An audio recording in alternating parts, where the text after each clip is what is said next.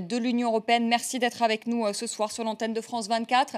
Leïla Chaïd, vous êtes diplomate depuis de nombreuses années. Est-ce que vous êtes en contact en ce moment même avec les Israéliens? Si oui, que vous disent-ils?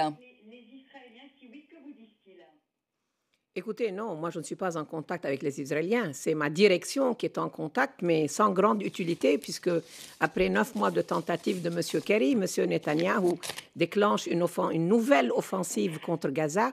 Nous avons, je vous rappelle, déjà eu 2 tragédies avant, en 2008 et en 2012.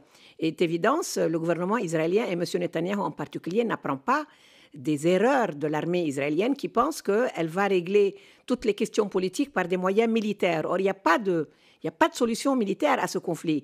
Ce conflit est un conflit qui concerne une occupation qui dure, je rappelle aux téléspectateurs, depuis 47 ans. Et donc, il est temps de se rappeler que ce n'est pas une question ni du Hamas, ni des mouvements islamistes, mais d'une occupation militaire illégitime à laquelle la communauté internationale doit mettre fin immédiatement si nous ne voulons pas avoir un effondrement de la situation en Israël et en Palestine qui ressemble à ce qui se passe aujourd'hui en Irak et en Syrie. Est-ce que vous pensez que l'on se dirige vers une opération terrestre et qu'il y a un risque que Gaza soit à nouveau réoccupé? Oui, je pense que mon président a fait un appel au monde entier en mettant la communauté internationale, la Ligue arabe, mais aussi le Conseil de sécurité qu'on a saisi hier, parce que nous avons le sentiment que M. Netanyahou, face à la réconciliation palestinienne, face au gouvernement de consensus qu'on a mis en place il y a plus d'1 mois, surtout face à la décision américaine et européenne de continuer à travailler avec ce gouvernement, a d'une certaine manière instrumentaliser la tragédie des 3 adolescents israéliens assassinés pour faire une nouvelle offensive sur Gaza. Et cette offensive, finalement, les 42 personnes tuées, c'est avant tout des malheureux civils. Il y a 2 familles qui ont été disséminées. Est-ce que c'est vraiment eux qui tirent des missiles contre Israël? Et donc, il est évident que dans un territoire où il y a 1 700 000 citoyens civils qui vivent dans une bande qui est, d'après les démographes du monde, la densité la plus extrême au monde, comment vont-ils faire pour bombarder avec des avions F-16 en faisant la différence entre qui est le militant actif qui lance des roquettes et la population civile? Et donc, nous allons radicaliser la situation et produire plus de violence. Leïla Chaïd, vous êtes alliée du Hamas dans un gouvernement d'union nationale, vous l'avez dit, le Hamas qui n'a pas condamné le meurtre des 3 jeunes Israéliens. C'est quand même de là qu'est partie l'escalade, on le rappelle, après avec le meurtre du Palestinien. Ils ne l'ont pas fait, Leïla Chaïd, vous êtes d'accord? Est-ce que vous allez rester alliée à ce mouvement qui est considéré comme une organisation terroriste? Premièrement, je recuse le terme allié. C'est beaucoup plus important que allié. Nous faisons partie d'un même peuple, madame. Et nous sommes un peuple qui résiste contre une occupation qui est probablement une des plus longues de l'histoire. Et donc, nous avons des divergences majeures, vous les avez dit. Nous avons condamné le rapt et l'assassinat des 3 adolescents. Nous avons déjà, nous, déclaré la reconnaissance de l'État d'Israël, ce que Hamas n'a pas fait. Mais nous faisons partie d'un peuple où nous souhaitons que toutes les parties fassent partie de l'OLP. Le Hamas a accepté de rentrer au sein de l'OLP. Et si nous pouvons aider le Hamas à aller vers une solution politique et à renoncer à la violence militaire, c'est de notre devoir de le faire, pas seulement pour l'avenir de nos enfants, mais aussi l'avenir des citoyens israéliens. Seulement, il faudrait que M. Netanyahou, lui, joue le jeu. Or, j'ai le sentiment que M. Netanyahou et son gouvernement, qui est fait non seulement d'extrémistes politiques, mais je dirais même de racistes comme M. Lieberman, instrumentalisent la situation actuelle pour reprendre une guerre ouverte contre les Palestiniens. Et cette guerre ne peut mener qu'à plus de tragédies pour les 2 peuples. Leïla Chaïd, vous dénoncez l'occupation israélienne, vous dénoncez les raids aériens israéliens sur la bande de Gaza, mais est-ce que vous dénoncez aussi ce soir ces tirs de roquettes, 130 tirs de roquettes partis de la bande de Gaza sur le sud d'Israël? Est-ce que vous dites au Hamas, avec qui vous travaillez, arrêtez de tirer des roquettes sur Israël? Vous le dites au Hamas?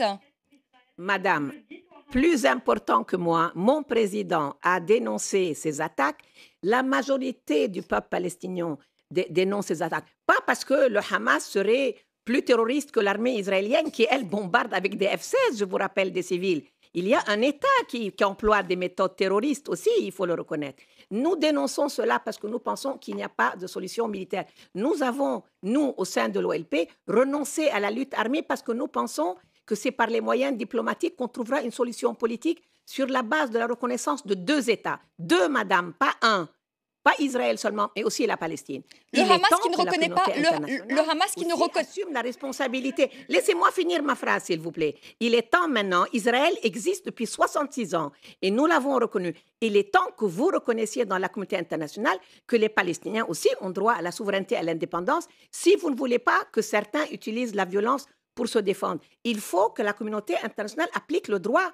Les Palestiniens ne peuvent pas attendre encore 50 ans pour avoir un État souverain et reconnu. La France a toujours prôné la création de 2 États. Vous avez obtenu le statut de membre observateur aux Nations Unies.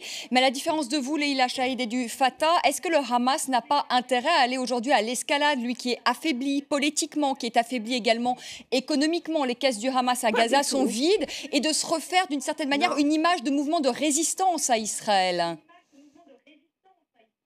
Je crois que votre analyse est complètement dépassée, madame, excusez-moi de vous dire.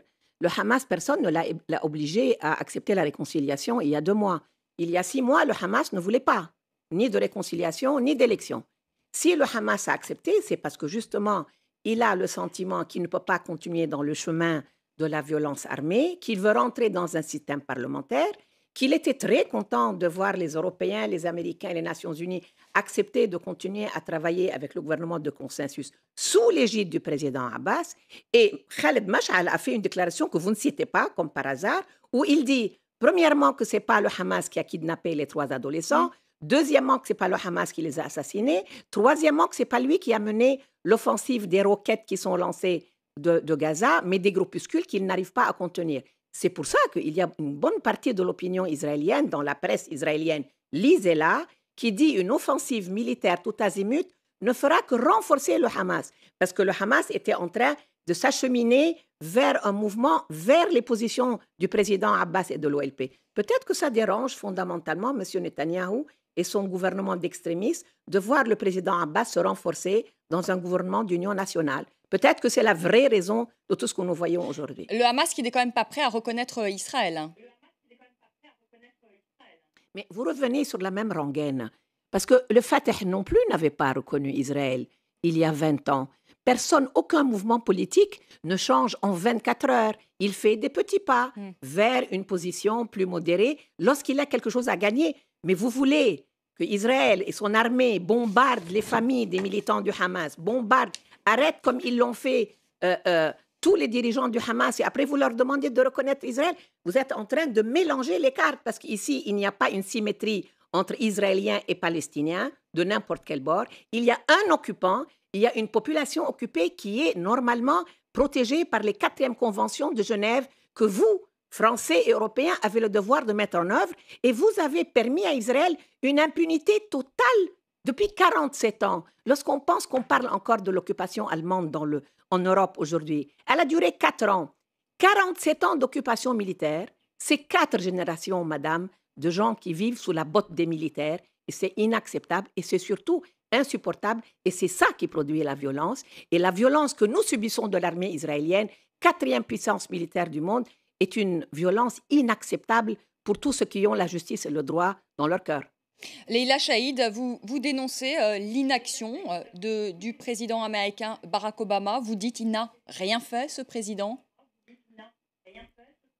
Non, je ne dirais pas qu'il n'a rien fait. Je dirais qu'il a fait des magnifiques promesses durant son premier mandat, avec un discours au Caire qui promettait beaucoup, inclus d'ailleurs de dire qu'on ne peut pas continuer à négocier en construisant des colonies. Mais on a vu très vite que tous les engagements qu'il a pris ont été battus en brèche par M. Netanyahou, qui va dicter au Congrès américain la politique étrangère américaine. Ce matin, le président Obama a envoyé une intervention, une grande conférence sur la paix organisée par le journal Haaretz, dans laquelle il dit que la sécurité ne peut être que la conséquence d'une paix construite sur la base de 2 États, que toutes les mesures sécuritaires et les bombardements ne serviront à rien, comme tous les kidnappings et les assassinats d'Israéliens, mais qu'il faut revenir. Or, en tête-à-tête, nous ne pourrons jamais obliger Israël à retirer son armée et ses chars des territoires occupés, Donc nous avons besoin d'une communauté internationale qui, très franchement, a été très lâche jusqu'à maintenant parce qu'elle vote des résolutions qu'elle ne met pas en œuvre.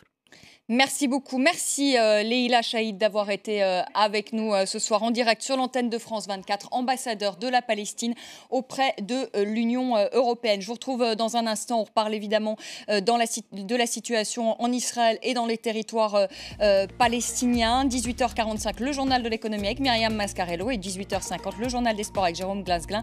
Et on parlera de cette demi-finale Pays-Bas ce soir. Les Pays-Bas qui affrontent l'Argentine avec Lionel Messi. À tout de suite.